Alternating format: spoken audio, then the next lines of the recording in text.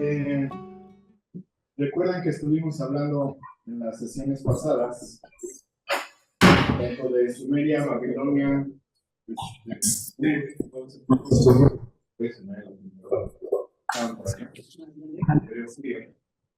estuvimos hablando de la cultura egipcia, que tuvo un desarrollo de cerca de 3.000 años. No sé si recuerdan que la semana pasada, como que muy de pasadita de los egipcios. Sí,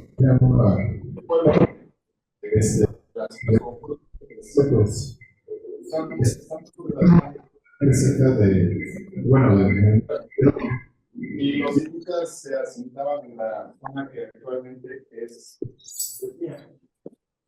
Anatolia. Entonces, para efectos de historia, estos pueblos convivieron más o menos al mismo tiempo. Los asirios ya estaban como en una etapa más avanzada de desarrollo, los egipcios estaban en la etapa de las dinastías y los hititas andaban siempre como de bronca con los egipcios, ¿no? ¿Se acuerdan que les comenté del libro de Sinué el egipcio? En Sinué el egipcio trata una de las tantas aventuras que viven, de que Sinué va como de espía de los egipcios contra los egipcios. No os voy a contar la película, pero envenena a un rey y unas cosas similares. Porque la cuestión de entre los hititas y los egipcios es que los hititas tenían acceso a las minas de hierro. ¿Okay? En cuestiones nada más entre los egipcios, los sirios y los hititas, ¿es paralelo o hay unos que están, digamos, más adelante? Vamos a ubicarnos. Digamos que la surge en Sumeria, que tuvo varios reinos en diferentes épocas. En diferentes épocas. Egipto, se recordará la vez pasada, tuvo un desarrollo muy largo, 3.000 años, ¿no? Y los hititas, más o menos en esta época, 2.600 antes de Cristo, los tres convivieron en este periodo, ¿sí? En diferentes estados de desarrollo. Y la influencia era para Y había influencia porque se tenían también la guerra es una forma de relacionarse, aunque de mala forma, pero bueno, se relacionaban. Y ahorita vamos a ver de hecho. Entonces, en el 2000, entre 1600, el faraón, uno de los faraones que reinó de la dinastía 19 fue el famoso Ramsés II. Creo que todos han oído hablar de Ramsés, no sé por qué es tan famoso, porque se descubrió su momia en muy buen estado de conservación, está toda una cuestión histórica, ¿no? Ramsés II peleó contra los hititas, aquí se ve que está amablemente pidiéndole a un hitita un favor.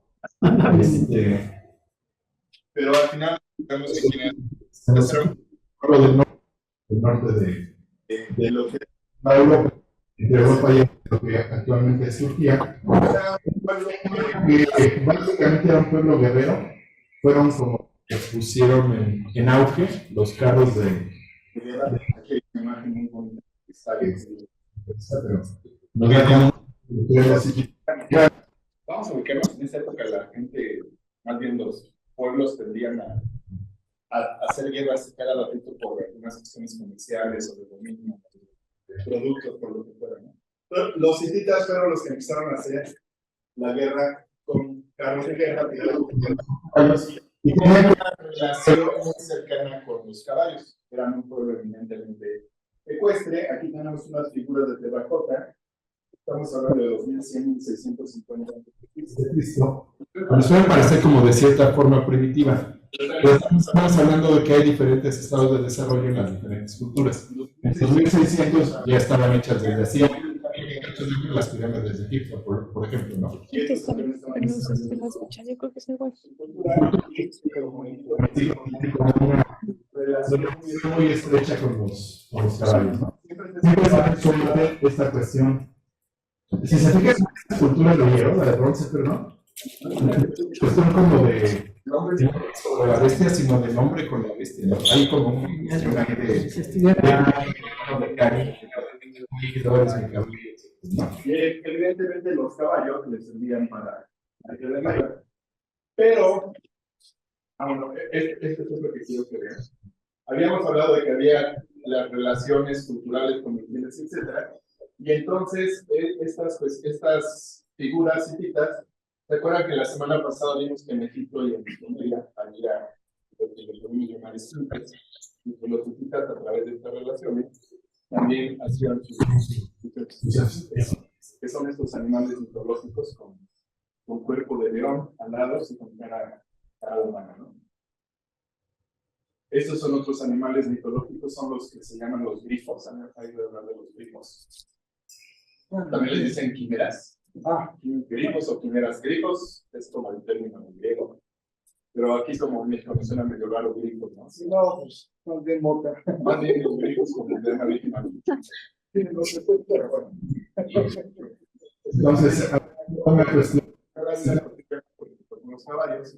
Pero también la parte de la cuestión simbólica espiritual por medio de criaturas mitológicas, ¿no? Hattusha era un palacio de los. Realmente Hattusha era la ciudad del palacio, que era, digamos, que la zona más representativa del imperio hitita. Y como ven, pues siempre estaban preparándose para la guerra. Esta es una. Creo que lo bueno de la tecnología en estos momentos es que nos permite hacer visualizaciones de lo que pudo haber sido con base en las que se han presentado. Esta es como una reconstrucción de Hattusha. Como pueden ver, pues está en una meseta, evidentemente para ver si venía el ejército de aquel lado y se encontraban ahí. En esa época todas las ciudades, por cuestiones, digamos, que de seguridad, eran amuralladas, tenían sus vigías, y recordemos que eran estados que permanentemente estaban en guerras internas o en guerras un estado contra otro, ¿no? Entonces, la ciudad de Hattusha. Esta es otra reconstrucción de la ciudad de Hattusha. La primera, la segunda, cuando hablamos de Sumeria, les hablé del surgimiento de la agricultura y la criminalidad, de ver el mundo real, o sea, de ver el mundo en términos geométricos, que es como nos cambió la concepción de lo natural o convencional a lo lineal. Aquí se ve muy bien, o sea, que hay toda una planeación urbana que nos da a entender que la mente de aquellos grupos de recolectores y cazadores ya había cambiado a otro modo de ver el mundo, ¿no? Estos son los vestigios arqueológicos de Hattusha.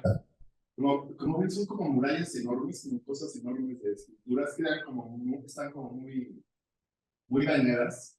Pero estamos hablando de 2000 años antes de Cristo, o sea, hace 4000 años. Evidentemente no están en tan buen estado de conservación, pero creo que sí nos dan una muestra de la grandeza que tenían estas civilizaciones, cómo percibían. Les decía que los hititas eran como muy diestros en el arte de la guerra con carros de guerra. Al principio los egipcios tenían unos ejércitos que eran de infantería básicamente y llevaban burros para llevar al armamento, las armas, etc. Pero pues los egipcios no eran como que muy lentos tampoco, y rápidamente aprendieron de los hititas a combatir carros de guerra. Las guerras entre hititas y egipcios ya eran carros de guerra. Ahí podemos ver a un Ramsés. Acá lo podemos ver ya más en tecnicológico, muy heroico hay una batalla muy famosa entre los hititas, que es la batalla de, perdón, se me fue el nombre, pero bueno, entonces esto ya nos da a entender que la tecnología había avanzado tanto que, por ejemplo, ya la guerra se hacía con coches de guerra. Y aquí voy a dar un brinco, porque viene una cuestión que a mí, por lo menos, se me hace interesante. Todos creo que hemos escuchado hablar de la guerra. Ahora, la pregunta es: ¿cuántos decíamos aquí actividad? Carlos, ¿sí más? Ok. Bueno, ¿cuántos vieron Jesús? ¿Cuántos vieron la película de Troya? Ahí sí, la vieron. Guerra de Troya. ¿Pero quién es el actor? Bueno, Brad Pitt. Brad- Bueno, creo que todos vimos. La historia entre los aqueos, que eran los griegos, y los troyanos, que eran una civilización que estaba cerca de los hititas, un poco más abajo. era una civilización que estaba en Turquía. Y extrañamente, uno de los protagonistas secundarios de la Ilíada, y es secundario porque básicamente lo mata Aquiles, es Menón, ¿no? Y diríamos, ¿quién es Menón? Hay como dos especulaciones al respecto y ahorita lo voy a conectar. ¿Por qué me brinqué a la Ilíada? Ahorita lo van a hacer. Menón, se cree que Menón pudo haber sido etíope. Vamos a recordar que los egipcios, también al sur de Egipto, está Sudán, Etiopía y todo esto, bueno, Etiopía está al norte, y es una población que es básicamente negra. De hecho, en los egipcios había una parte donde se cree que muchos de los egipcios eran negros. Sí. Y Menón era un guerrero que los troyanos tenían sus aliados, y unos de los aliados eran los etíopes. Entonces, Menón, tradicionalmente dentro de la Ilíada o de los estudios sobre la Ilíada, ha sido considerado como etíope, por eso se le representa como un negro. No sé si vieron una serie también hace poco de la Ilíada que sacaron en Netflix inglesa. Ahí ponían a Aquiles como un guerrero negro. Puedes empezar a especular, bueno, pero Aquiles era de Grecia. Sí, pero también estaban los negros de Sudán y Turquía y todo eso. O sea, y acordémonos que el océano Mediterráneo, aunque se ve muy grande en términos de comunicación, entonces, era o sea, aquí lo veo como una licencia de Netflix, porque es negro. Pero por lo menos se considera que Menón era un guerrero negro. Pero también otras fuentes, por cuestiones lingüísticas, le voy a decir así, como nombre narrativo que pertenecía a Menón, que eran los Eteaidas. Se cree que Menón pudo haber sido un hitita. Está aquí les dan la torre a Menón, pero ya Menón no es negro, ya Menón es del tipo, le voy a decir, asiático medio, ya no es blanco. Entonces, hay estas dos cuestiones que nos pueden dar a entender que tal vez los hititas, si bien no son parte de la alianza que combatió en la guerra de Troya junto con Troya, sí estaban bastante cercanos a Troya. Ahí hay una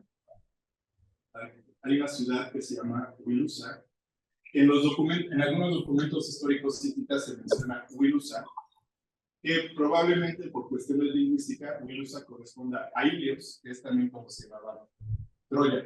Por eso la Ilíada se llama la Ilíada, porque Ilion es Troya, Ilios es Troya. ¿Qué sabían eso de la Ilíada? Los griegos eran los aqueos. Bueno, son como minucias de la historia, pero yo también mucho tiempo me pregunté, ¿vale? Y se están dando la torre griegos contra troyanos, porque se llama la Ilíada, porque los troyanos eran los oriundos de Ilión. Es así como una explicación. Sí. Pero bueno, el asunto es que aquí abajo. Pongo mapas en inglés porque no me lo van a creer. Busco mapas y los mapas en español tienen como con bien baja calidad de resolución. No sé por qué se ha venido de. Entonces tenemos que los hititas, posiblemente algunos cuantos guerreros participaron en la guerra de Troya. Y la guerra de Troya es, como les estaba narrando, la guerra entre aqueos y troyanos, que se realizó en el periodo de la Edad de Bronce de Grecia. Cuando nos referimos a la Edad de Bronce de Grecia, estamos hablando de como 2600 años antes de Cristo. Para ubicarnos un poquito, la Ilíada la escribió Homero como en 600 antes de Cristo. Y él narró hechos que habían pasado 1400 años antes de que lo escribiera. Más bien, no lo escribió, era una tradición oral. Sí, era una tradición oral que se iba repitiendo. Pero él estaba narrando hechos, es como si nosotros hace 1500 años estuviéramos narrando hechos por ejemplo, o sea, por referencias. Entonces, como pueden ver, la guerra de Troya fue como una cuestión. Algunos dicen, hay ciertas fuentes que dicen que no pasó la narró Homero más o menos en 800. Los estudios dicen que sí existió una guerra tal cual entre griegos y los habitantes de Ilión. Evidentemente, Homero hizo toda una alegoría del heroísmo, de los dioses, de los guerreros, de los deberes morales de los guerreros, de cómo hay que comportarse en el campo de batalla, etcétera, etcétera. vamos a decir que glorificó la guerra, pero en realidad se cree que la guerra de Troya fue como una guerra por las rutas comerciales. O sea, no todas las guerras tienen algo que ver con la guerra. La guerra de Troya no es a estos vaivenes económicos. Aquí vemos estas representaciones de la guerra de Troya son muy posteriores a cuando sucedió la guerra de Troya. Ahí podemos ver a Aquiles. Aquiles era jefe de los mirmidones, era un pueblo que era parte de la alianza griega que se especializaba en la guerra, ¿no? Aquí vemos los combates, vemos el caballo de Troya, vemos cómo está Aquiles de nuevo. Y es muy interesante, por ejemplo, la de abajo a la derecha, son Aquiles y Ajax, que era otro guerrero griego. Están jugando a los dados, porque no sé si sepan que hubo un periodo en la guerra de Troya que se quedaron estacionados 9 años. No lucharon, estaban ahí esperando que, por una cuestión de sacrificios y de rivalidades entre los jefes griegos, etc., se quedaron 9 años ahí en la playa esperando para continuar la guerra. Entonces, pues, se aburrieron y se ponían a jugar. Y siempre hay una cuestión que yo digo mucho de los ritos religiosos de los griegos, estos sacrificios a los dioses. Cuando ustedes leen la Ilíada, dice, entonces sacrificaron las reses y quemaron sus muslos con la grasa y los pusieron en el fuego, y subía el aroma y era el sacrificio para Poseidón. Pero en realidad estamos hablando que eran como carnitas asadas de los griegos, o sea, sus sacrificios que después se comían. La resa habían sacrificado y estaban. Era como muy divertida la cuestión religiosa griega desde mi punto de vista. Entonces, era una ofrenda. La ofrenda y luego nos la comen. Sí, la ofrenda, pero acá era carne, vino, carne asada y Poseidón ahí te va a tu ofrenda, pero no, supongo yo que es. Tenían sus fiestas dionisíacas. Ajá, sí. Bueno, y también las descripciones de la Ilíada de las batallas entre los guerreros son como muy, en primer lugar son muy sangrientas. En segundo lugar son como muy, ¿cómo le voy a decir? Muy protocolarias. Llega Aquiles y se enfrenta a cualquier otro guerrero. Yo soy aquí un hijo de peleo de la reina Tetis y por mi honor, serás, pelearé contigo, otro filando que eres hijo de Pilar, todos linajes, y otros días, daban todo linaje y se arreglaban al guerrero. Pero luego las descripciones son bien sangrientas, ¿no? Entonces le aventó el hacha y le partió el cráneo y se empezó a salir el cerebro y le dio un espadazo y le dio así lo narra Homero, no estoy exagerando. Es muy sangriento porque al final la guerra en aquellos momentos de cuerpo a cuerpo, que te corto y te corto un brazo, te mato, etc. Entonces es como muy contradictorio, creo yo, la belleza de las descripciones de Homero, de todas las cuestiones de la guerra de Troya o de la Odisea, con las descripciones de las muertes tan sangrientas que hacen, ¿no? Como yo creo que todos estaban acostumbrados a esto de la guerra, ¿no? Entonces, estábamos hablando de los hititas, que estuvieron tal vez en la guerra de Troya, algunos de ellos. Pero todavía no estamos hablando de Grecia tal cual, porque vamos a empezar con la clase. Cuando yo les pregunto o alguien te habla de Egipto, ¿qué es lo primero que piensan? Los que no vieron la siguiente clase, les voy a preguntar, vale, ¿tú qué piensas? ¿O te imaginas como Grecia en Grecia? Así lo primero que te venga a la mente. Esculturas. ¿No? ¿Quién más no vino la semana? No, todo vino la semana pasada, pero si alguien quisiera participar, ¿qué piensan cuando dicen que es El Partenón, la Acrópolis, la filosofía. La filosofía. Infinidad de dioses. Dioses. Pues todo eso es Grecia, pero a veces no nos ubicamos, como no nos ubicamos que no todo el tiempo los griegos fueron filósofos con toga, hablando de dioses, hablando de filosofía, construyendo partenones, construyendo esculturas de mármol. Obviamente hubo un desarrollo que tuvo que haber empezado en algún momento. Entonces, este desarrollo se da, lo habíamos comentado la semana pasada, por la influencia sumeria, por la influencia egipcia, por la influencia de los pueblos que habitaban ya la zona del mar Egeo y el mar Mediterráneo. El mar Mediterráneo es una parte el mar Egeo es una parte del mar Mediterráneo. Estaba habitado por grupos humanos ya en ese momento que tenían cierto estado de civilización, pero no habían pasado a constituirse como ciudades como tal, sino que eran como grupos aislados, ¿no? Eran medio tribales todos. Eran tribales, sí. O sea, no era una federación, era cada quien andaba por su lado. Lo único que tenían en común es que vivían con eso. Ahora, es importante recordar que Grecia en su mayoría, salvo ciertas regiones de tierra firme, son islas, es una nación insular. Son muchas islas en el mar Egeo, y ahí es donde se desarrollaron las culturas griegas, ¿no?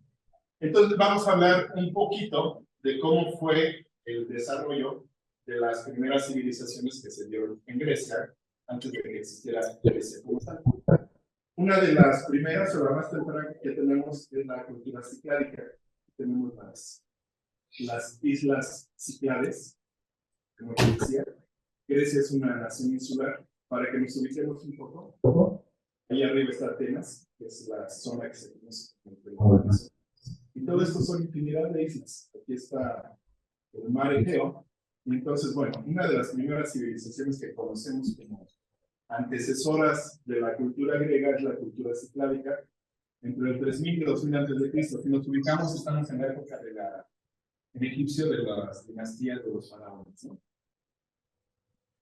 Es lo que se conoce como la Edad de Bronce, la cultura cicládica en las islas Cícladas, entre el 3000 y 2000 a.C. Y como siempre, como lo hemos visto a lo largo del desarrollo de estas pláticas, hay como una tendencia muy marcada a representar figuras femeninas. La semana pasada hablamos un poco de por qué la representación de las figuras femeninas, la cuestión de la maternidad, la fertilidad, el hogar, todo ese tipo de cuestiones, ¿no? Estas esculturas son pequeñas, deben tener como unos 13, 14 centímetros. Y se fijan, son como muy, le voy a llamar primitivas. O sea, si lo comparamos con lo que estaban haciendo los egipcios en estos momentos, son muy diferentes. Podríamos decir que son muy primitivas en relación con los egipcios de la misma época. Pero recordemos que estaban en diferentes estadios de desarrollo. Aquí tenemos otra vez figuras femeninas de mármol, el culto a la fertilidad, las formas femeninas destacadas, esta como abstracción de los rostros que nos hace ver que son humanos, pero a la vez recurren a los rasgos esenciales para mostrarnos esa humanidad. Aunque ya hay también otro tipo de representaciones, en el que ya no únicamente se ven los rasgos básicos, sino también vemos, por ejemplo, a un músico con su arpa. El hecho de ver un músico con su arpa, ¿qué nos dice? Que escuchaban música y ponían música y tenían, en esta cuestión de la historia del arte, pues también la música es una de las artes que podemos ver en estos Y esta cuestión de los rasgos me hace recordar, no sé si han oído hablar de Constantin Brancusi. Es un escultor rumano, está aquí a la derecha, perdón. Brancusi es un escultor rumano, de más o menos del principio del siglo empezó a trabajar. Brancusi tiene una historia muy peculiar. Él era como un campesino y un día se le ocurrió y se fue a París caminando. Y ahí desarrolló su carrera de escultor. Obviamente hacía escultura en Rumania, pero era un campesino. Y se fue a París caminando y llegó a ser un escultor muy famoso. Pero no sé si notan como que cierta semejanza entre una obra de Constantin Brancusi de 1912 y una cabeza de una mujer del mármol 4000 años antes de que Brancusi hiciera su trabajo. No sé por qué podríamos pensar que se parecen a veces. ¿O por qué recurrir a ese parecido? Por el nivel de abstracción del rostro. Creo que la cuestión es que siempre hay como rasgos esenciales que nos hacen reconocer a un humano, a un animal, a una persona con un oficio. Si se acuerdan, la semana pasada vimos una pequeña figura de que prácticamente nomás son los ojos y los colmillos, y a partir de ahí se reconoce el elefante. Entonces yo creo que aquí es el mismo sentido que Brancusi quiso con los rasgos esenciales que ni siquiera dibuja ojos, simplemente dibuja no es dibujar, es modelar. Modela como los vacíos de los ojos y nos da a entender que es un rostro humano asombrosamente parecido a una cabeza de mujer de la cultura islámica de 4000 años antes, ¿no? Entonces es muy interesante ver todas estas cuestiones arquetípicas que suceden en la mente de la mujer. Aquí hay otra escultura. Yo no sabría decir si es una familia, si es un grupo de artistas que están haciendo nada, no lo sé. ¿Cómo? Malabares, es a lo que me refería, un grupo de malabaristas. Pero el caso es que en la cultura cicládica había representaciones humanas y también había representaciones de animales, ¿no? Voy a decir que quizá por el clima del Mediterráneo, todas estas cuestiones, el descubrimiento del vino ya se había dado un poquito. Pero la cuestión de las bebidas alcohólicas, sobre todo el vino, se desarrolló mucho en la cultura griega. Entonces tenían como una tradición de hacer esanciadores y tenían también copas, vasijas y lo que sea. pero los esanciadores eran como muy particulares. O sea, aquí entramos en un terreno que podemos decir que un esanciador cumple una función básica. Es una cosa que pones vino y luego la repartes pasos. Una vasija grande serviría. Pero aquí no son vasijas, sí son vasijas grandes, pero tienen un sentido, le voy a llamar de artefacto. O sea, es un artefacto que tiene una cuestión práctica, y tiene una cuestión decorativa o simbólica. O sea, ¿por qué hacer un esanciador con forma de oso? ¿O por qué hacer un esanciador doble con figurillas de animales en lugar de hacer un simple jarrón, un simple cántaro? Pues yo creo que porque corresponde a satisfacer el goce estético de las personas que habitaban en aquel momento de la cultura. Que ya lo habíamos platicado cuando vimos lo del arte primitivo. Sí lo hacían por una cuestión simbólica, hay una cuestión puede que religiosa, pero también es la satisfacción del goce estético, de ver cosas bellas. Luego veremos lo de estética estética también, pero en estos momentos vamos a hablar de la estética como ver algo que es agradable a la vista. ¿Sí? Entonces, otra de las culturas, lo interesante de estas culturas es que vienen en una secuencia de tiempo, a veces empalman unas un poquito con otras, pero es como fácilmente dilucidable seguir el orden de las culturas que dieron origen a la civilización griega. Después de la cultura cicládica, tenemos la cultura minoica, la cultura de Creta. Creta es una isla obviamente más grande, tiene varias ciudades, de ellas la más famosa, o la que era la capital, es la ciudad de Knossos, donde estaba el templo de Knossos. Ahí dice Candia de Creta. Cuando puse el mapa dije, ¿qué es Candia de Creta? La menor idea que es Candia. Descubrí que es Castillo de Creta. ¿Por qué Castillo de Creta? Porque es una pantalla. Bueno. Eso es algo de todos. Otra vez al rato lo vamos a ver de nuevo.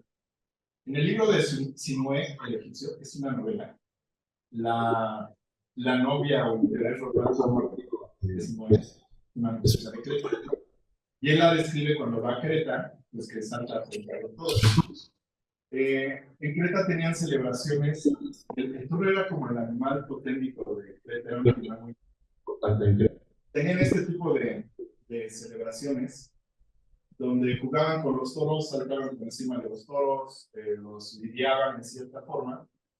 Y aquí me voy a especular un poquito. Hay algunos que creen que estos pueden ser como los antecedentes de la tauromaquia, las corridas de toros, ¿no? Se enfrenta un hombre a una vez que yo no soy como muy aficionado a las corridas de toros, pero en algún momento taurino muy en español me escuchado que lleva a México y narraba las corridas de toros. Sí. Y él tiene un libro bastante interesante sobre el origen de las corridas de toros, que hace que a muchos pero históricamente él separa lo de Creta y dice que las corridas de toros vienen por la parte de la conquista árabe de la península española. No porque los españoles hayan traído las comunidades de toros, sino porque como los nobles españoles tenían que estar presentes para la guerra civil, para entrenar recurrían a lancear a los toros. Había toros salvajes, toros que por ahí de 1700. Entonces recurrían como para estar entrenados para la guerra a lancear a los toros, y de ahí se empezaron a desarrollar las corridas de toros, específicamente en España. Entonces, los festivales de toros en Creta no tenían nada que ver con las corridas de toros. Entonces, si alguien les dice, no, es que la tauromaquia viene desde el griego, falso. Cerca de la mente. Bueno, tenían los cretenses, creo yo, eran un pueblo como que tenían mucha alegría por vivir, y lo representaban sobre todo en pinturas al fresco. Ay, perdón, ese era un comercial de Sinaloa. Lo tenía que haber puesto seguidamente. Extrañamente, aparte del libro de Simón el Egipcio, la editorial Argumentos, que es hermana de la editorial de Memín, Lágrimas y Risas. Como en los 70 lanzó un cómic basado en Simón el Egipcio es el y sacaron toda la novela de Simón el Egipcio en formato de historia. Lágrimas y Risas. Y creo yo pues, que fue una buena iniciativa. O sea, yo la leía cuando iba a la peluquería de chico y aprendía cosas. Obviamente que la compraba, aprendía más cosas. No sé si hay estos esfuerzos todavía de dar cultura por medio de la historieta, pero creo que es un buen intento, perdón por otro comercial, sobre Simón el Egipcio. Entonces, la de la izquierda evidentemente es la villana, que es Simón es como el joven que quiere seducir, y la novia de Simón es la que era de Creta, ¿no? Pero bueno, un comercial. Entonces decía, sobre todo se ve en las pinturas al fresco. Estas son pinturas al fresco en el Palacio de Nosos. Estamos hablando de 1500-1450 de Cristo. No sé si sepan lo que son las pinturas al fresco. ¿Por qué saben? Pinturas al fresco son pinturas que enyesa la pared y antes de que se seque hay que impregnarle el pigmento para que se fije. Son como las de la capilla. Exactamente, las pinturas de la capilla son pinturas al fresco.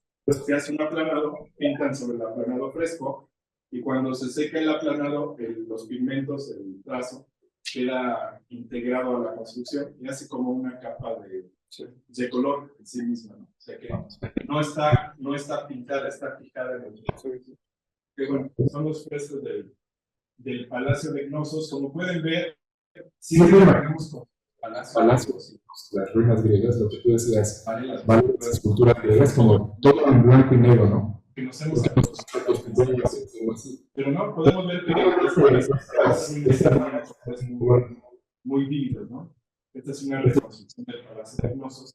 Y el Palacio de Knossos es interesante porque la cultura griega tenía como un animal totémico que era el toro. A mí me acuerdo el Minotauro. ¿Qué es el Minotauro? Es un animal, ¿no? ¿Es un qué? Es un animal, pero no sé, hay Es cuerpo de humano. ¿Es cuerpo de humano? Es un animal mitológico. Es un hombre. Es un animal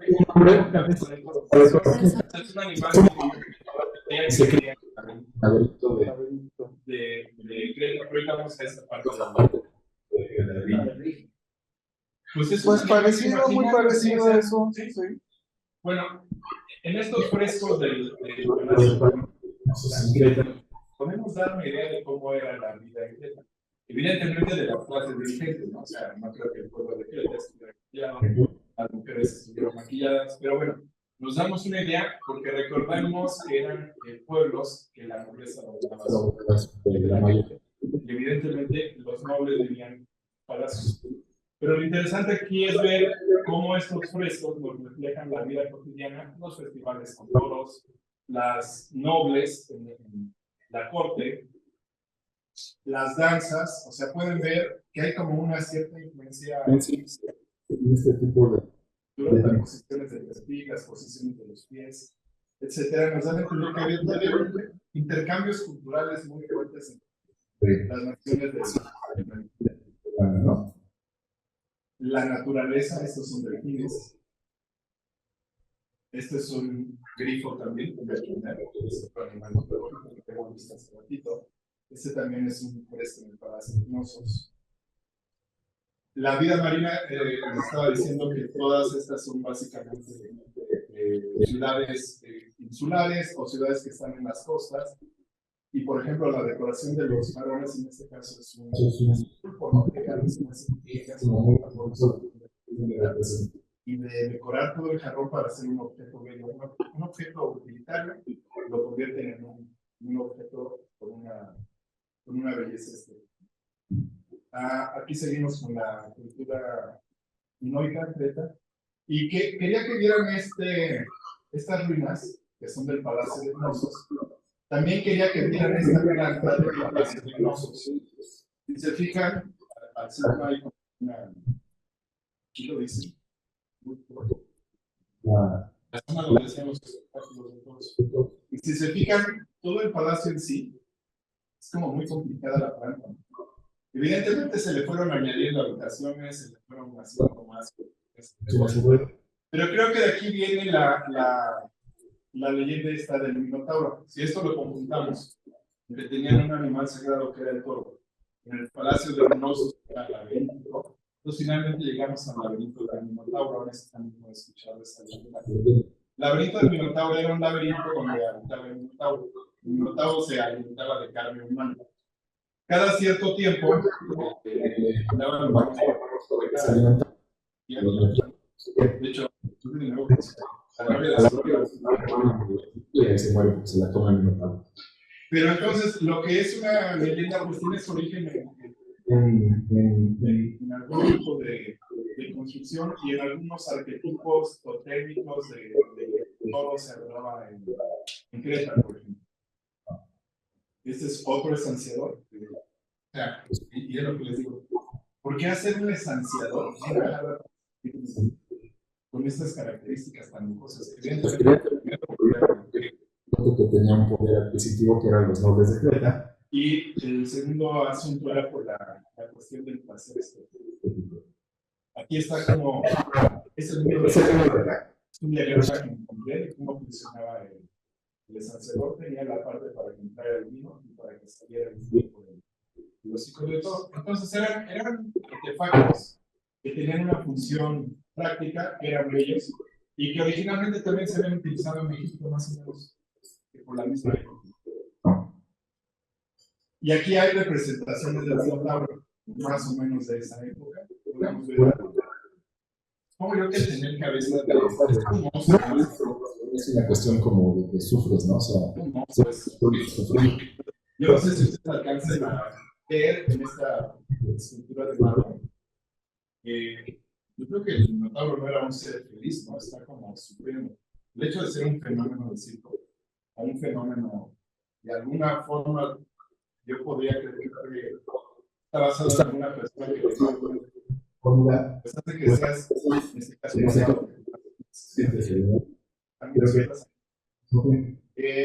la leyenda del Minotauro termina que Teseo, que es un entra al laberinto, penetra al laberinto con un ovillo de hilo. Ariadna le da un ovillo de hilo, entra al laberinto y el ovillo le servía para no perderse y así. Finalmente se enfrenta al Minotauro, finalmente lo matan y libera a la ciudad de este monstruo. Y esta figura del Minotauro es lo que platicábamos la vez pasada. Hay como ciertas figuras, ciertos símbolos, ciertos elementos que eran como impregnados en la memoria de la humanidad. Y uno de ellos es el Minotauro. Este es un grabado de Gustavo Doré para la Divina Comedia, en el que están eligiendo el Minotauro. Y siempre lo podemos ver como un cuate que está sufriendo, le duele algo, se siente mal. Y siento yo que de monstruoso, estamos hablando aquí de Gustavo Doré. Aquí hay un dibujo de William Blake, también del Minotauro. Y lo pongo para que vean cómo estas figuras arquetípicas digo, cercano con 1824. No sé si han escuchado de William Blake. Es un poeta y pintor y grabador inglés, pero era como una persona que tenía era como un místico, soñaba cosas y las divulgaba. Entonces él decía que tenía maestros, y soñaba estas escenas. Creo que todo viene a raíz de las lecturas que seguramente William Blake habrá hecho, que se le quedaron grabados estas figuras mitológicas. Este es un grabado de Edward Burne-Jones. Edward Burne-Jones fue uno de los integrantes de lo que se le llamó la hermandad de los pernafarilistas, más o menos de una cosa del siglo XIX en Inglaterra. Y ahí también, esa imagen a mí me da la idea, ver que Teseo lleva su y el dinosaurio está escondiéndose, pero también está como que escondiéndose para atacar cuando pueda, ¿no? O sea, ahí está la lucha del poder sobrenatural y el poder humano de crecer. Entonces son cuestiones simbólicas que siempre siguen representándose en la historia del arte. Les voy a poner esto porque es la lucha del Minotauro. Bueno, veanlo primero.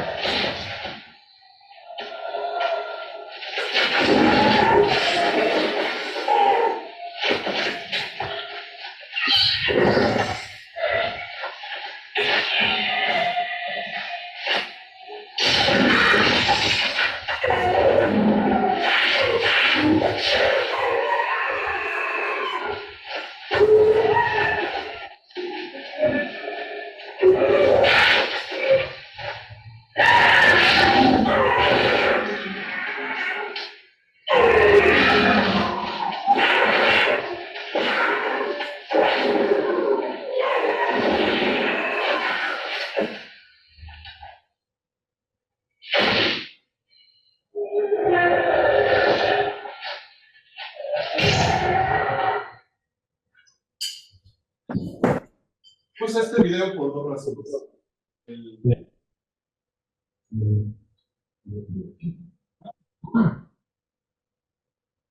La primera de ellas es porque se ve muy bien esta forma brutal que yo les narraba o les platicaba de que eran las guerras o los combates cuerpo a cuerpo.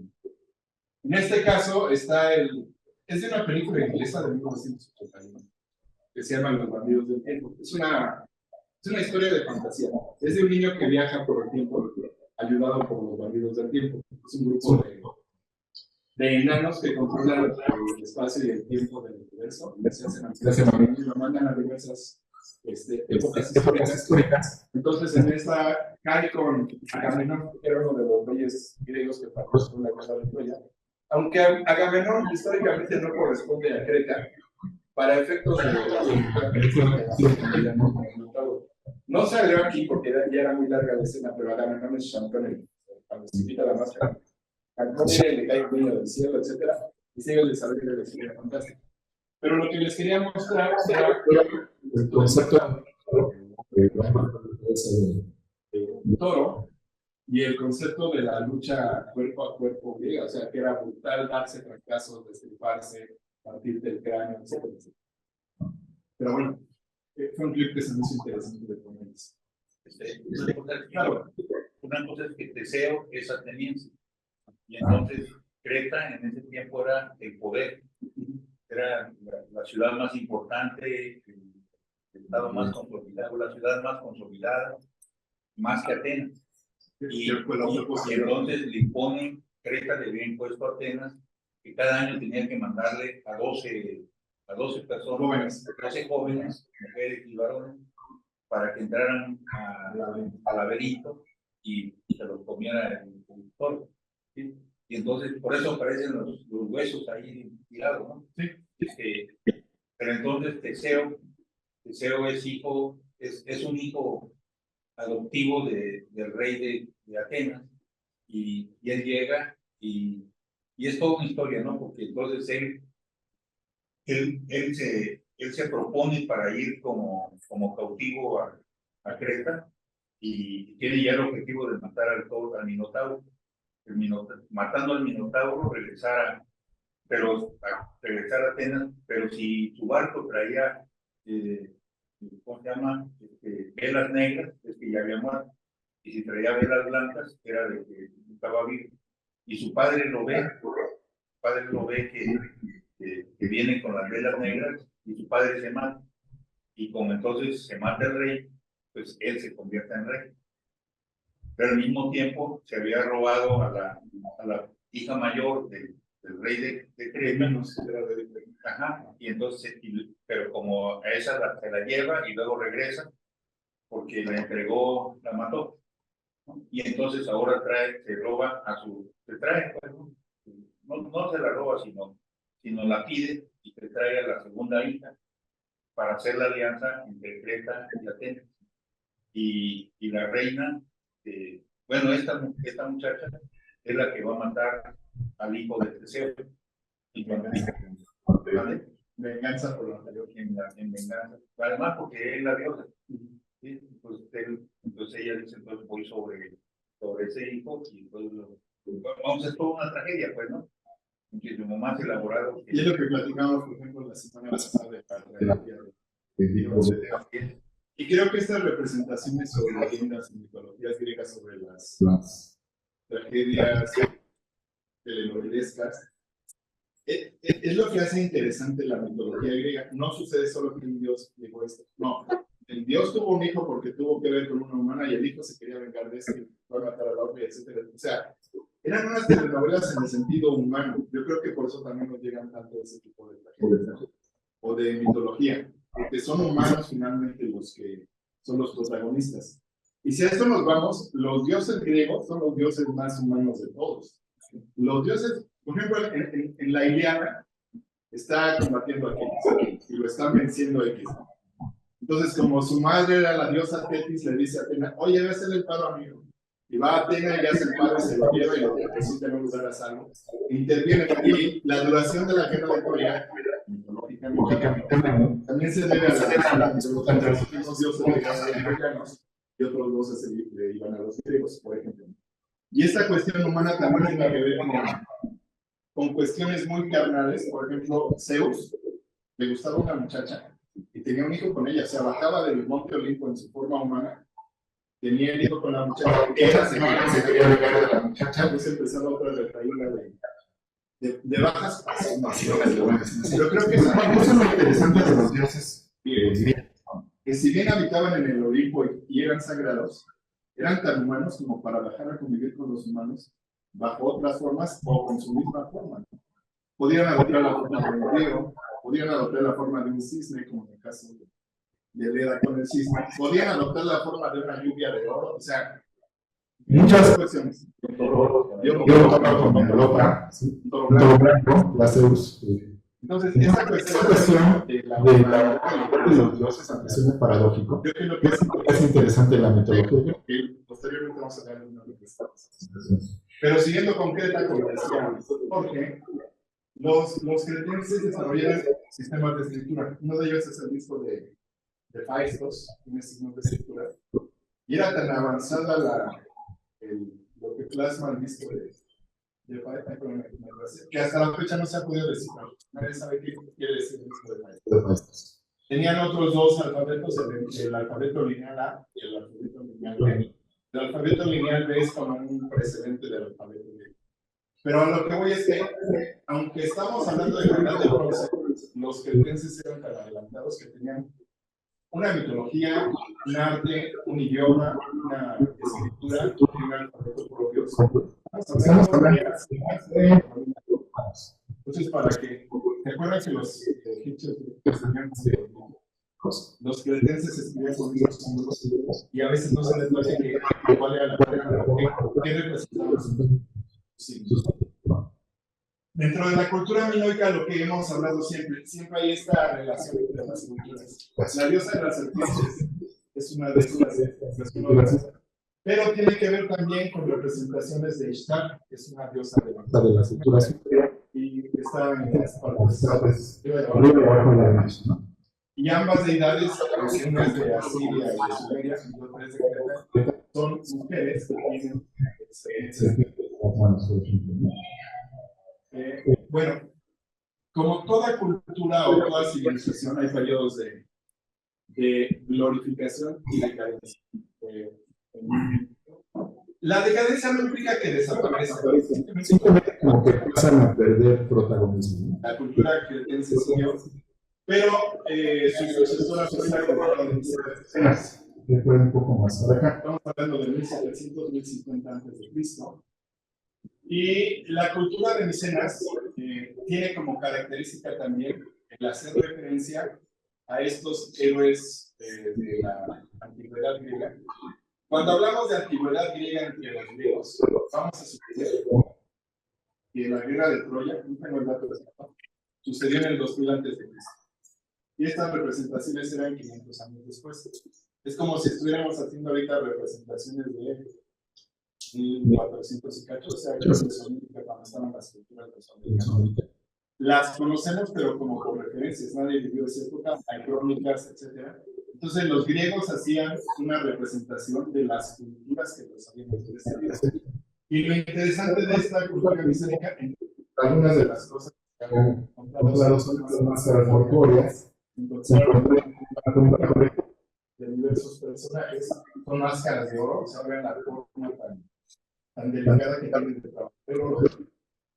Y una de estas máscaras es la máscara mortuoria de Agamenón, que fue el rey de la, perdón, el que era el jefe de la alianza griega, que participó en la guerra de Troya. ¿Es de Agamenón o no es de Agamenón? O sea, porque Agamenón es un personaje de leyenda, pero está aquí su máscara mortuoria. Y esto podría tener una explicación. Heinrich Schliemann era en realidad un hombre de negocios que tenía mucho. Y era como un error de él tenía la idea de que Troya siempre había existido. Era una leyenda, no había nada. Y él con su propio dinero financió una de las primeras excavaciones o exploraciones arqueológicas, podríamos llamar, de la era moderna, o sea, bajo un sistema con toda una sistematización de las excavaciones, y etcétera, etcétera. Y logró descubrir lo que él le llamó lo que eran las murallas de Troya. Si leyeron la Ilíada, la lucha sucede entre los troyanos que quieren tomar Troya, que está en la murallas. Él encontró estas murallas y por lo tanto, voy a regresar tantito, pero también encontró en Micenas esta máscara y él la atribuyó la máscara de Agamenón. Él sí tomaba a Agamenón como un personaje histórico y dijo que esa era la máscara de Agamenón. ¿Lo es o no lo es? Hay muchas especulaciones. Muchos dicen que podría ser, otros que dicen que simplemente Schliemann estaba cumpliendo su fantasía de Troya, de descubrir a los protagonistas de la guerra de Troya. Por ejemplo, esta pieza que también descubrió Schliemann es la copa de Néstor. Néstor era uno de los caudillos griegos. Entonces era la copa con que hacía ligaciones. ¿Es la copa de Néstor o no es la copa de Néstor? No lo sé, pero creo que es bonito imaginar que es la copa que utilizó Néstor para sus sacrificios, por lo menos. Históricamente sea lo preciso, pero Schliemann tenía esa parte histórica y parte imaginativa que él dijo, esta es la copa con que Néstor se en el sacrificio. Y lo que sí estamos seguros es que los micénicos eran grandes folclores. Recuerden también que las primeras la punta de un cuchillo tenía unas figuras súper chiquitas pero bien detalladas. Aquí también tenemos cuchillos de cuchillo. ¿Por qué cuchillos? Pues porque los cuchillos sirven para matarse y eran pueblos guerreros, entonces se daban como mucho esmero en fabricar cosas prácticas, pero que también se abren de pasada, ¿no? Entonces, esta cuestión tecnológico-estética de diseñarlas, pero que sean bonitas, aunque tengan una función de tal. Entonces podemos ver los cuchillos preparados en escenas de cacería. Estamos hablando de Un cuchillo como de 14 centímetros. Entonces imaginen el Un trabajo de hacer esos detalles. Esa es una toma. Este es un acercamiento de la misma hoja del cuchillo. Deben ser, no sé, figuras de 2 2 centímetros, 1,5 centímetros de altura. Pero para que vean Pero una capacidad estética y tecnológica de lograr estas piezas, ¿no?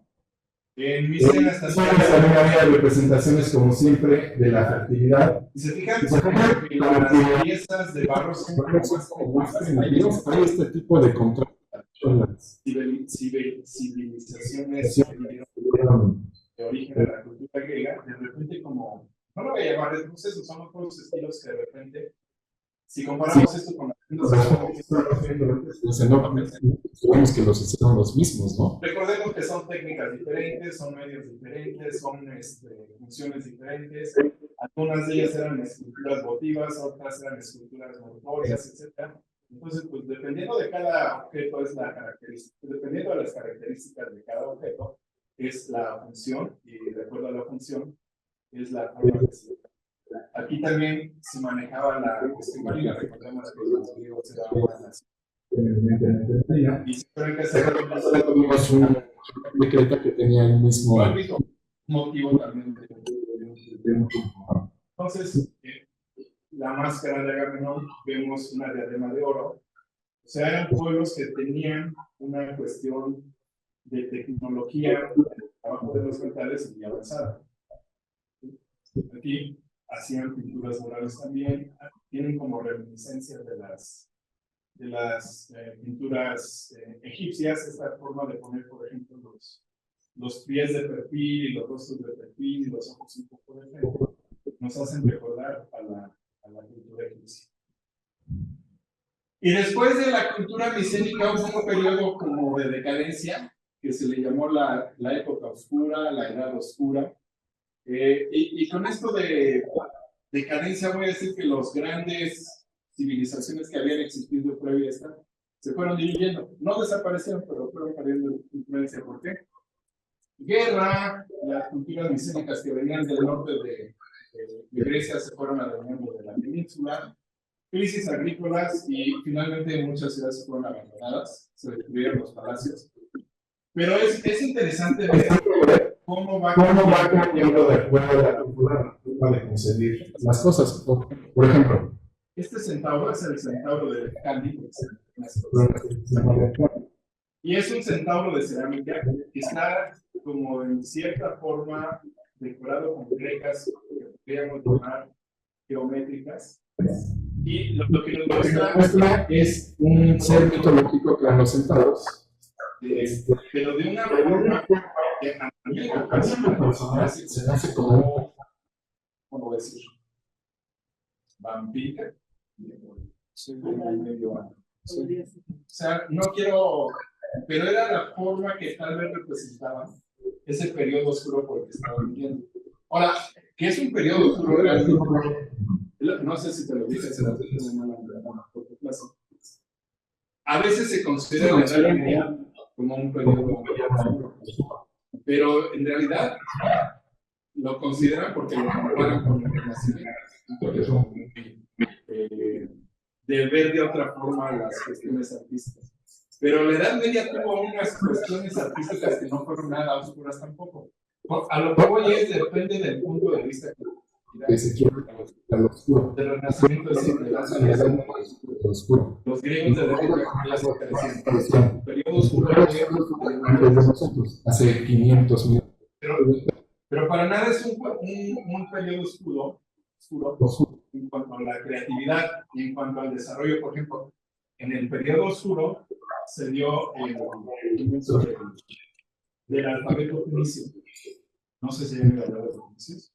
Los fenicios eran un pueblo que habitaba en lo que actualmente es Líbano. Estamos hablando a través de las famosas rutas comerciales. Era un pueblo eminentemente marino. Eran navegantes, se dedicaban al comercio y tuvieron que desarrollar un sistema que les permitiera registrar todos los intercambios comerciales. No sé si tengan la noción, muchos de nosotros tenemos la noción, aún en la actualidad, que los libaneses son comerciantes. Entonces, ustedes van al centro de México, o antes iban al centro de México, y los grandes centros, tiendas grandes, eran de gente del Líbano, que habían emigrado del Líbano para acá, ¿no? Hubo una gran emigración del Líbano para acá en los años 30, me parece. Y son comerciantes, pues porque toda su vida han sido comerciantes. Los fenicios. Los fenicios recorrían todo el mar Mediterráneo haciendo comercio. No eran un pueblo guerrero, eran un pueblo que hacía comercio. Entonces los fenicios desarrollaron un alfabeto y ahí podemos ver las rutas. Aquí está Biblos, Sidon y Tire, son ciudades fenicias. Todas estas eran sus rutas comerciales en el Mediterráneo. Y aquí en Cartago fundaron la ciudad de Cartago, que miles de años después, Cartago sería el peor enemigo de Cartago.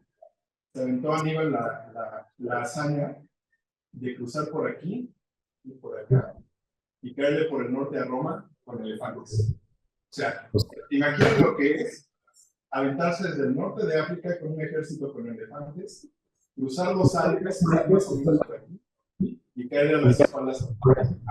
Cartago y Roma eran enemigos. Y Cartago lo fundaron los fenicios. Aquí les puse un breviario cultural. La granada, su nombre científico es Punica granatum. ¿Por qué creerían que se llama Punica granatum? Única de castigo, ¿no? Los Punicum son los fenicios. Las famosas guerras púnicas de Cartago y Roma eran las guerras Los fenicios, o los descendientes de los fenicios, y por eso se son las guerras púnicas. tienen que ver Con el nombre de la granada, porque los fenicios producían granadas. se repartían por todas sus rutas comerciales. Entonces, por eso se llaman las guerras púnicas. Los hombres surgen de las unas últimas esclavos. Aquí está, el ejército de Aníbal, todo el norte de África, subió por España y atacó a Roma por España. Los fenicios se aventaron a este asunto De invadir Roma. Y el alfabeto fenicio es el primer alfabeto que conocemos como tal. Habíamos hablado antes de la escritura cuneiforme, de la escritura jeroglífica, pero ¿qué es una escritura alfabética? ¿Alguien tiene alguna noción de lo que es una escritura alfabética? Que forma palabras a partir de letras. Pero las letras representan Sonidos. sonidos. El gran invento de los fenicios fue darle un referente gráfico a cada sonido. Entonces, a la A le corresponde un gráfico, a la E, perdón, a las A y a las E no, pero a todas las consonantes les correspondía un sonido. Entonces, a diferencia de los sistemas silábicos o jeroglíficos o guerreros, acá quieres escribir una casa, escribes una C que te hace una A que te hace una S, y con esos 28 símbolos básicos puedes formar todas las palabras que quieras. Dependiendo de las variantes regionales, hay más o menos cantidad de signos. Pero fue el gran invento de nuestros tiempos el alfabeto, porque permitió que cada lenguaje pudiera representarse gráficamente. Porque usamos las mismas letras para escribir en español que en inglés, por ejemplo, ¿no? Y antes no, tenías un alfabeto para un sistema de escritura egipcio y tenías un sistema de escritura para asirio, para babilonio. Y el gran invento de los fenicios para poder hacer fue tener signos para cada región de las que visitaban. En la Edad Oscura viene también ya vimos que no tiene nada de oscuro. Viene una invasión de los griegos del norte, que eran los más alejados del mar, que eran los dorios, que invadieron toda la parte sur de Grecia y fueron la cultura dominante en aquel momento.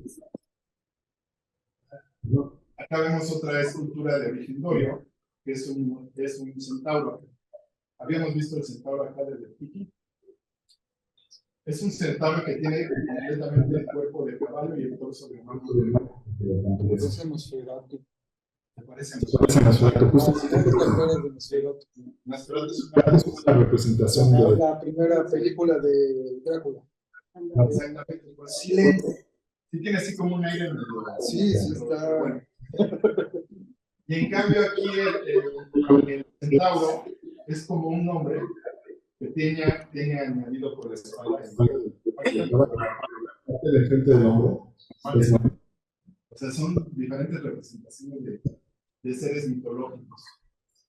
En la Edad Oscura también hubo este jarrón es muy famoso, porque para empezar hay muy pocas piezas de la Edad Oscura.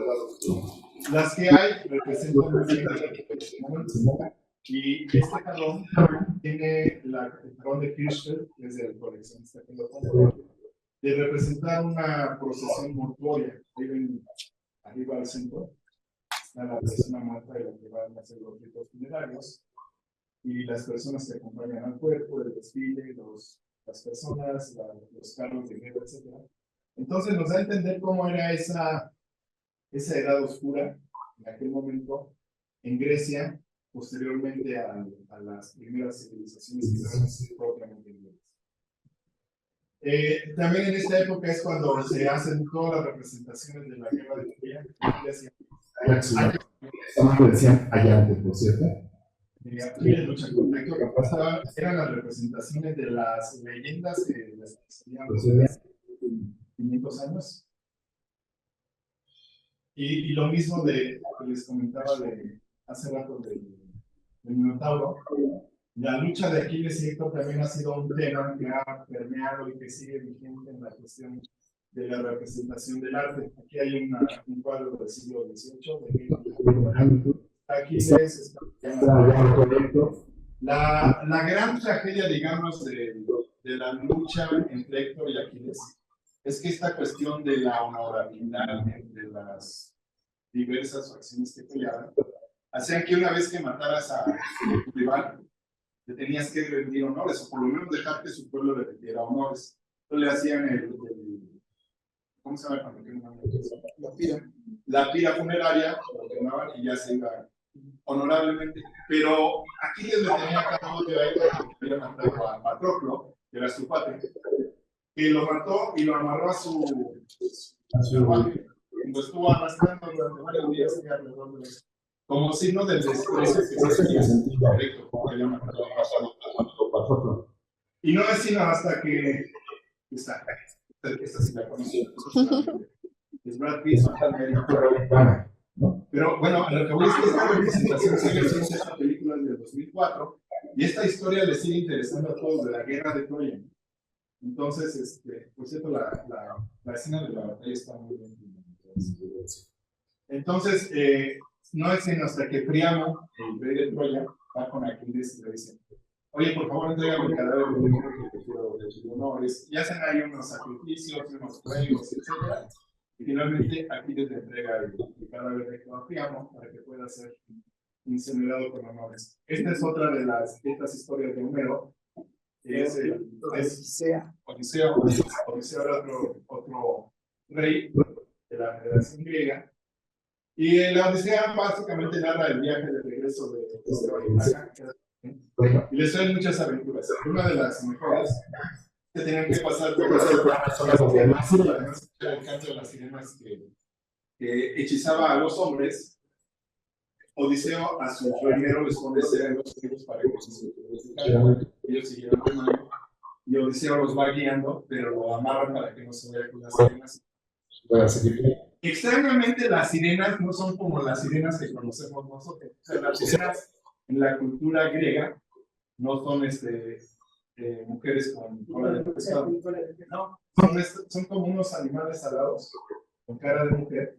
Son muy malvados. A las sirenas que conocemos como Ariel, la sirenita, les dicen de otro mundo. En inglés les dicen mermaids, son doncellas del mar.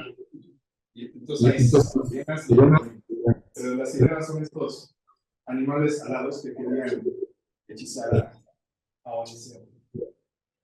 ¿Qué otra cosa importante ocurre en la Edad Oscura? Entre comillas, pues suceden los primeros juegos panhelénicos. Hay registros del año 776. Los juegos panhelénicos son los que ahorita conocemos como las Olimpiadas. ¿Sí? Pero la Olimpiada en realidad es el periodo, un juego y otro juego. Eso se llama Olimpiada. Entonces, bueno, los juegos panhelénicos son juegos donde se reunían los pueblos de las naciones griegas, aunque estuvieran en guerra, hacían un periodo de paz y se ponían a participar en los juegos. Esta es una representación, por ejemplo, de dos equipos. Aquí no se alcanza a ver. Aquí, de este equipo va a lanzar una pelota. Van a competir. No sé cuál es la regla, que está jugando un partido de pelota entre dos equipos de las carreras de carros. O sea, y una vez pasado el periodo de las edades oscuras, empezamos ahora sí a hablar de lo que es el arte griego. El arte griego se divide en varias etapas: la etapa arcaica, la etapa clásica, la etapa helenística y la etapa neoclásica.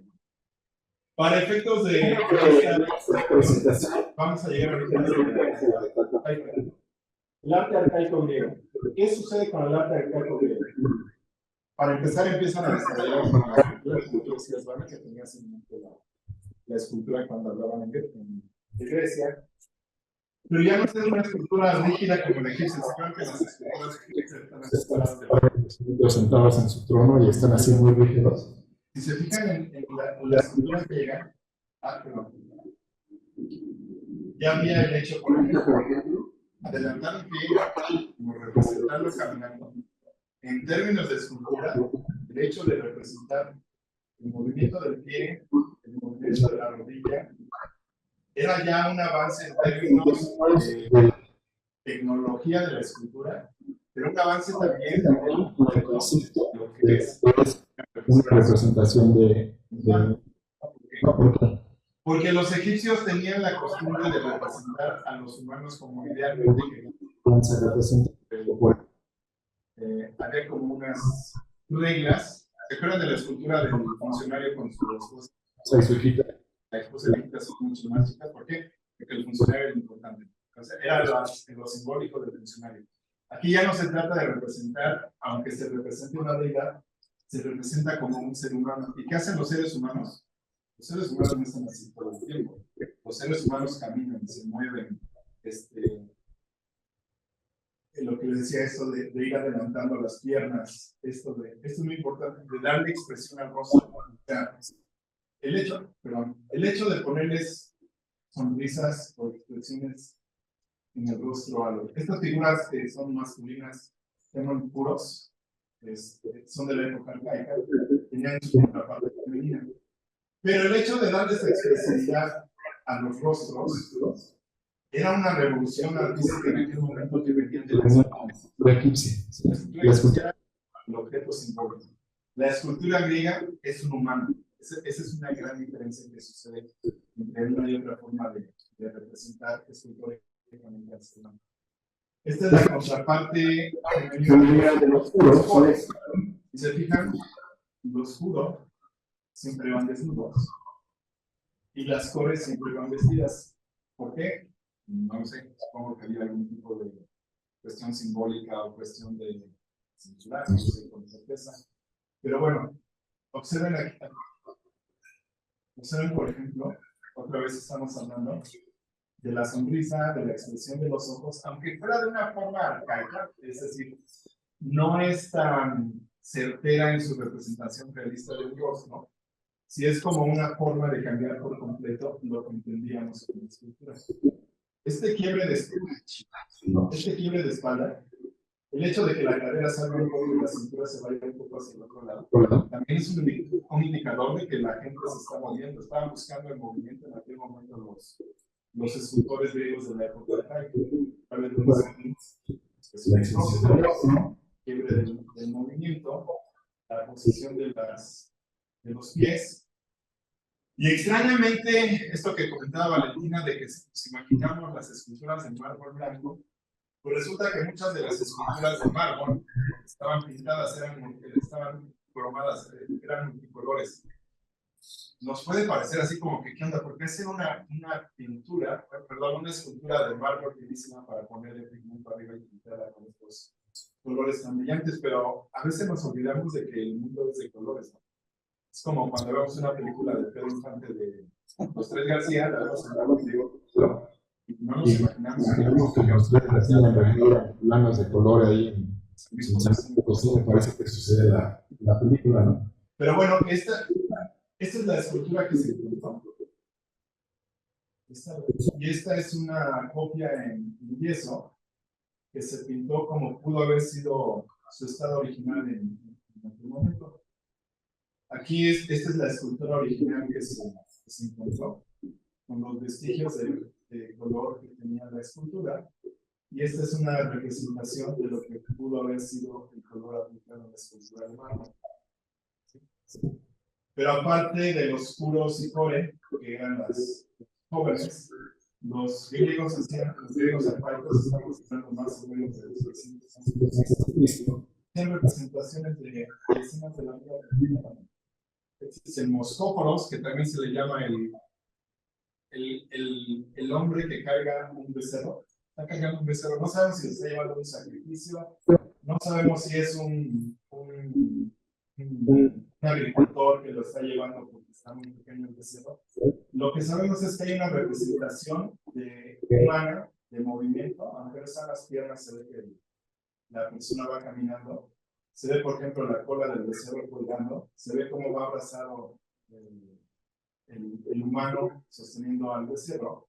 Y esto nos da una representación de lo que eran las personas en aquel momento, si bien de una época que llamaríamos una representación arcaica. Esta es otra escultura, es como un dintel de una puerta, ¿no? Y vemos el movimiento, ¿no? Vemos cómo el león ataca al becerro para comérselo.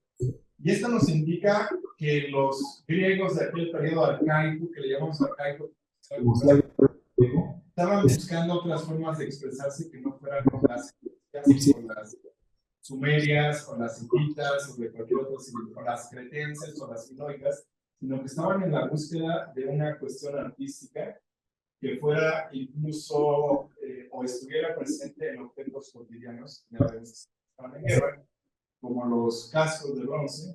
Aquí hay una figura de caballo. Aquí hay una figura otra vez de una diosa sosteniendo serpientes. Pero si se fijan, ya no es la diosa rígida, Que sostiene las serpientes, es una diosa en movimiento, ¿no? La pierna va para acá, la otra pierna va para allá, el torso está girado, la cabeza está girada más hacia un lado. Incluso las serpientes se ve que tienen movimientos como contrapuestas unas a otras, ¿no? Y como finalmente gran parte de lo griego es su arquitectura también, el arte arcaico griego empiezan a ver estas cuestiones que se desarrollarían mucho más hasta el periodo clásico griego y el posclásico, que es toda la construcción de los templos con todos los componentes clásicos de un templo griego, ¿no? El frontón, los frisos, las columnas. Este tipo de columnas, habíamos hablado de que los dorios invadieron en esa época la Grecia continental, y este tipo de columnas se llaman columnas dóricas, que son las más representativas de la cultura dórica. Y esta es una reconstrucción, imagínate, este es el templo de Ea. Habíamos hablado la semana pasada de Mariana, que se había confundido Hera con Isis. Pero bueno, era la esposa de Zeus y era la diosa como más importante del panteón griego. Y este templo de Hera, o el Heraión, estaba en Olimpia. Y el templo de Hera, en la actualidad, sigue siendo el lugar donde se enciende el fuego para cada 4 años hacer los Juegos Olímpicos. O sea, esto es representativo del templo. En la actualidad, o sea, ¿cuándo van a ser los próximos? Las Olimpiadas, no sé. ¿Dónde van a ser? ¿En París? ¿París? Seguramente, tradicionalmente, el fuego lo encienden frente al fuego al templo de Hera en Grecia. Entonces, pues hasta aquí llegamos el día de hoy porque creo que ya estamos en la hora. Originalmente iba a ser un recorrido total de griego, llegar al romano. Porque apenas estamos viendo el arte griego como tal. Falta el clásico, el neoclásico. Entonces decidí mejor juntarlo con la parte romana, porque lo romano es directamente de lo griego. Entonces voy a ir como a hacer una modificación del programa, pero bueno, como todas las sesiones con dudas, participaciones, lo que ustedes gusten y quieran. En el caso de la Sí. a mí como que narra no muestra nada de la Pues mira, si supones que la tenían los nobles eran guerreros. Los guerreros cuando andaban en guerra andaban cazando. Pues ponían en su tarea Una presentación de Conan no león en sus datos de ocio. porque los guerreros tienen que estar puesto para el combate. Si no estás en combate, como los españoles te pones a torear, como los griegos se van a seguir a millones para estar activos. al final es una narración. Es una narración. Sí, todo esto tiene un sentido narrativo. Carlos, ¿sí vas a decir algo? ¿O dices? No, estaba cantando una mosca. ¿Alguien más? Hiciéramos una recapitulación de las expresiones artísticas que nos han mostrado, tendríamos el arte en la escultura, ¿no? En diferentes expresiones, en diferentes momentos, con diferentes materiales, con diferentes significados. Habría la pintura, los frescos, La pintura de la ciudad. que digamos, esa sería otra manera de exponerlo, ¿no? No había los cuadros, pues, ¿no? Había los murales y había los jarrones y las esculturas, que luego también están pintadas, ¿no? También estaría la arquitectura, ¿no? Y en la arquitectura se expresa una serie de cosas, porque no nomás es la columna así como tal, sino que a determinada distancia, por ejemplo, el hecho de que estuviera la base o que estuvieran como combas, ¿no? Las columnas, hacía que a la distancia esa comba se pusiera recta. Digamos, esa es una cuestión de un manejo de la óptica con la arquitectura, pero te da una idea, te da una visión de que la arquitectura tiene un fundamento también tecnológico, ¿no? Lo voy a explicar. Aquí a lo que se refiere es que aparentemente vemos esta columna recta. Pero voy a exagerar, esta columna era combada. Era combada. Para que la distancia, como dice Jorge, se viera que en realidad era recta, aunque ópticamente se viera recta. Eso es lo que tú estás viendo, ¿no? Y de esa manera tú tienes la arquitectura, pero la arquitectura fundamentada en una tecnología. Igual en las otras formas de arte. Por ejemplo, cómo poder manejar el mármol, que es una piedra muy dura, ¿no? Es una piedra muy dura, entonces tenías que utilizarlo ya con recursos metálicos, ¿no? Cinceles, marros, etcétera, ¿no? Pero ya no eran cinceles de piedra, porque no podrían contra el marro, ¿sí? Y entonces vamos ubicando también formas tecnológicas diferentes, apropiadas para el desarrollo de las formas artísticas. Por ejemplo, la poesía podría darse en el caso de las narraciones, ¿no? Nada más que no era una poesía escrita, sino una poesía cantada o hablada. Y los cantos te llevan también a la otra expresión, que es la música. Porque generalmente, por ejemplo, los cantos de la Ilíada no eran cantos así en Homero de solista, ¿no? Sino que alguien lo acompañaba con una cita, con alguna cosa ahí, con una guitarrita, pues, ¿no? O algo como sonidos musicales, o las flautas. Y de esa manera tenemos diferentes expresiones de arte, las diferentes expresiones de arte. No sé si falta alguna. La danza ya estaba representada en la orfebrería. La danza también, las cuestiones de orfebrería, las cuestiones de las... Estamos hablando que había una integración de artes. Incluso la música. La próxima sesión hay por ahí unas grabaciones con instrumentos antiguos griegos que se las ve aquí para que las escuchan. Pero sí estamos hablando ya del arte en general Estaba está planteado este pequeño curso, ¿no? ¿De qué El se que trata? es el arte, pues todas las manifestaciones artísticas. La danza, la pintura, la La arquitectura, la música, la literatura, etcétera.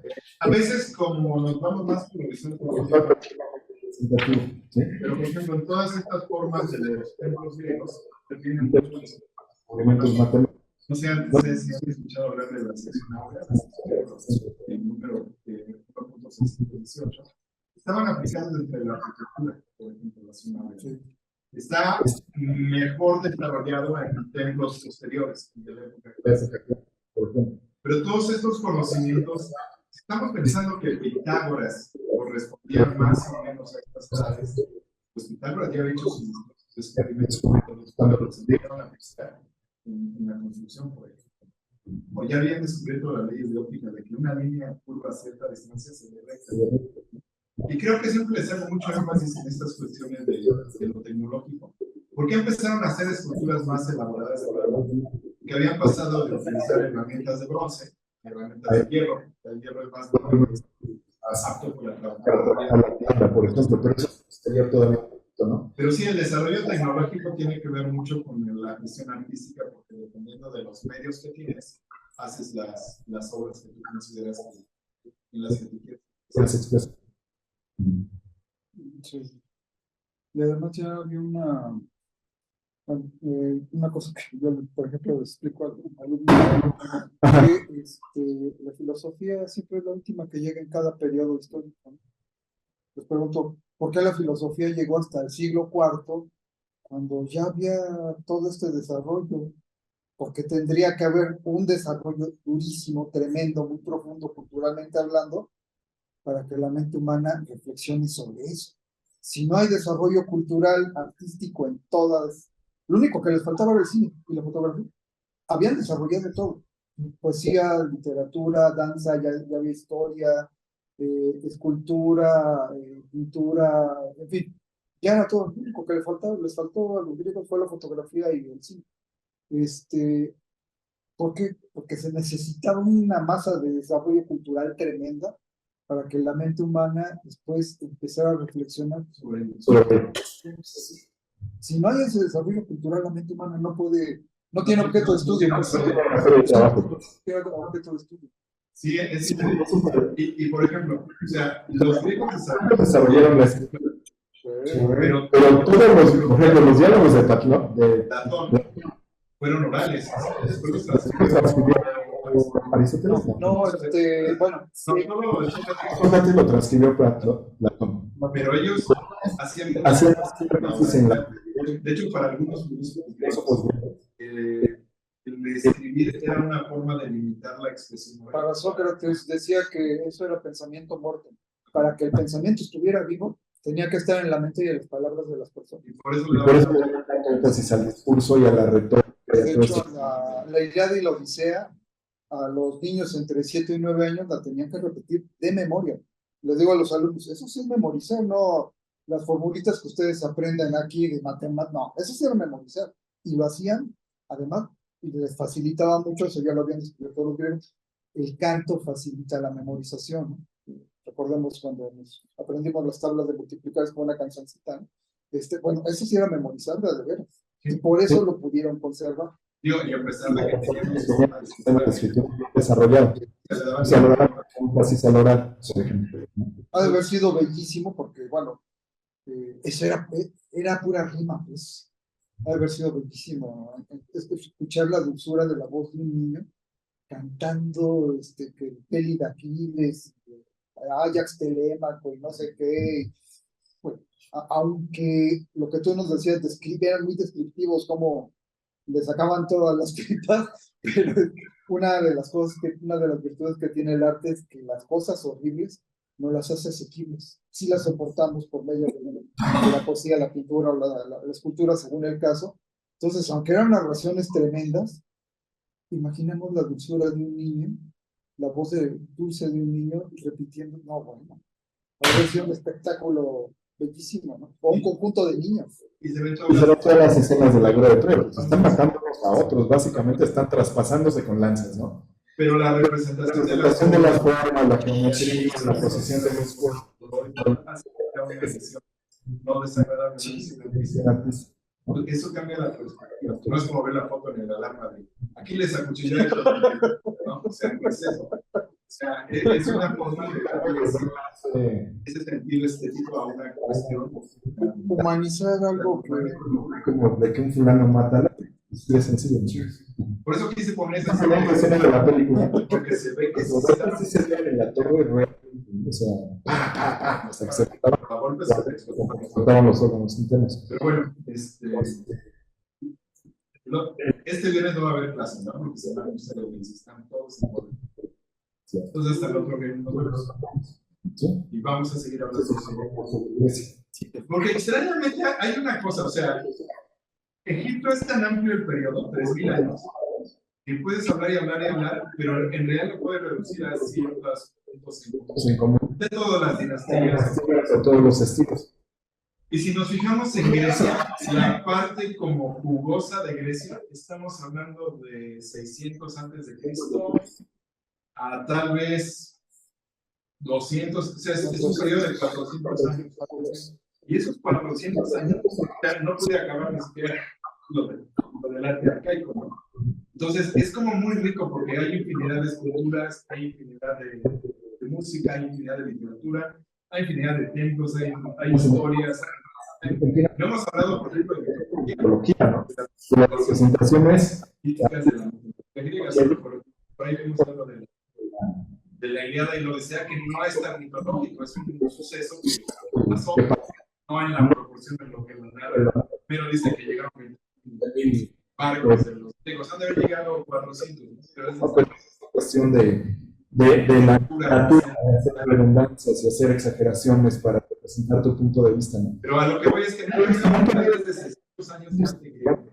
Es tan comparable como a los 3000 años de arte egipcio, aunque no me gusta comparar, pero en cuanto a riqueza, desarrollo, cultura, representaciones, es un periodo tan rico que pues, lo seguimos viendo hasta nuestros días, ¿no? O sea, tú decías, les faltó inventar la fotografía, pero la fotografía viene de foto, luz, y grafía, forma de escribir, de una palabra griega. ¿Por qué? Porque los referentes... cine viene de cínicos, movimientos.